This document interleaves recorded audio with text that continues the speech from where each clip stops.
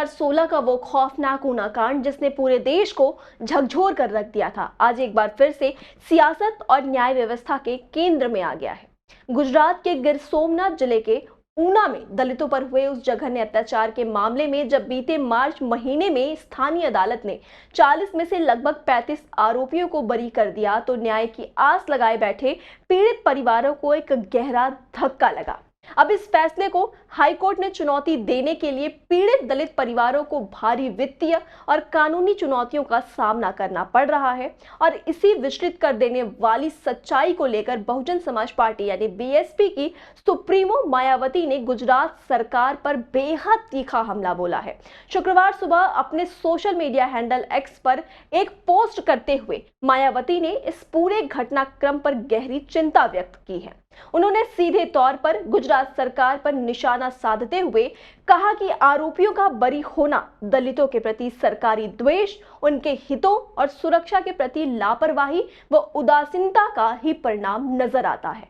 मायावती ने अपने उस दौरे का भी प्रमुखता से जिक्र किया जब वो खुद इस कांड के पीड़ितों का दर्द साझा करने और जमीनी सच्चाई जानने ऊना गई थी, और तब भी उन्होंने राज्य सरकार से दोषियों के खिलाफ सख्त कार्रवाई करने की मांग की थी। देश भर में इस घटना को लेकर भारी आक्रोश के बावजूद निचली अदालत से आरोपियों का यूं छूट जाना न्याय प्रणाली और सरकारी पैरवी पर कई बड़े सवाल खड़े करता है।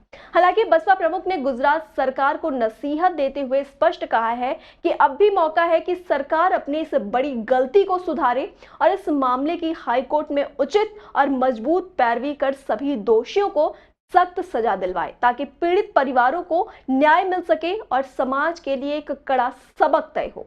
इसके साथ ही उन्होंने एक अहम मांग रखते हुए कहा कि राज्य सरकार पीड़ित परिवारों को उनके संतोष के मुताबिक सरकारी खर्च पर वकील मुहैया कराए, बिल्कुल वैसे ही जैसे उत्तर प्रदेश में अपनी सरकार के दौरान उन्होंने गरीबों को मुफ्त कानूनी सहायता देने का प्रावधान किया था।